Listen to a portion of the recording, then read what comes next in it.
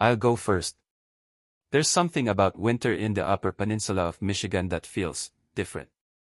Not peaceful. Not calm. Just empty. The kind of empty that swallows sound. A few years ago, me and some friends decided it would be a great idea to go hiking in the northern peninsula of Upper Peninsula. It was deep winter.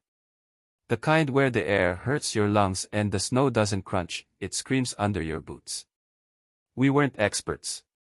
We weren't prepared. And we definitely weren't thinking clearly. The trail was beautiful. Snow layered thick over pine branches. The sky was pale gray. No wind. No noise. Just us and miles of frozen forest.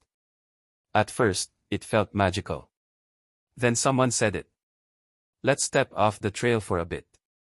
That's the thing about bad decisions, they rarely feel dangerous in the moment. They feel adventurous. So we stepped off. The moment we did, the trail disappeared behind us like it had never existed. We didn't have cell service. No GPS. No backup plan.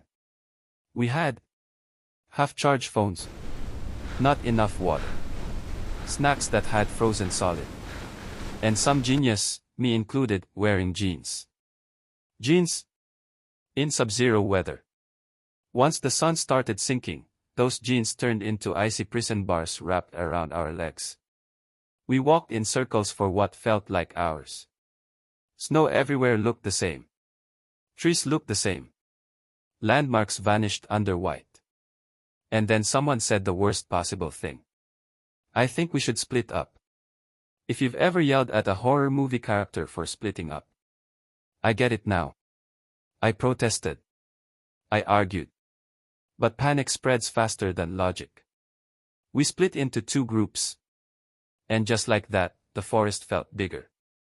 Quieter. Colder. Darkness in winter forest doesn't fade in gently. It drops. 1 second the sky is dim gray. The next, it's black. The temperature plummeted instantly. Our breath crystallized in the air. My fingers stopped feeling like fingers. They felt like wood.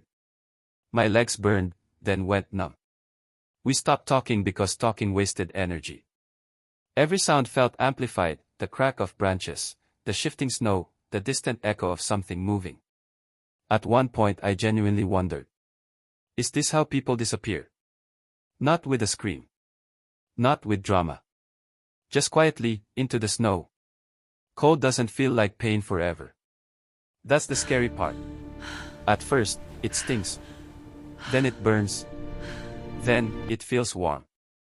Dangerously warm. I remember thinking, maybe we should just sit down for a second. That's how hypothermia wins. Luckily, one friend snapped us out of it. We forced ourselves to keep moving. No direction. Just movement. My jeans were frozen stiff. When I bent my knees, I could hear the fabric crack. My toes. Gone. I couldn't feel them. My hands were shaking uncontrollably. And still, no sign of the trail. After hours in the dark, we heard something. Faint. Metal. A hollow echo. We stopped breathing to listen. It happened again. It was wind hitting a signpost. We moved toward it like it was a lighthouse. And there it was, the edge of the trail.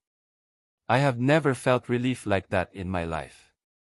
We stumbled forward, half running, half falling through the snow. And then we saw headlights. Our car. Both groups had somehow made it back within minutes of each other. No one said much. We just got in, turned on the heat, and sat there shaking. All of us were dangerously close to frostbite. That was the closest I've ever come to dying. Not dramatic. Not heroic. Just stupid. Winter doesn't care if you're confident. Nature doesn't care if you're adventurous. And horror movies. They're not exaggerating as much as we think. If you ever step off the trail in winter, don't. And if you do, never split up.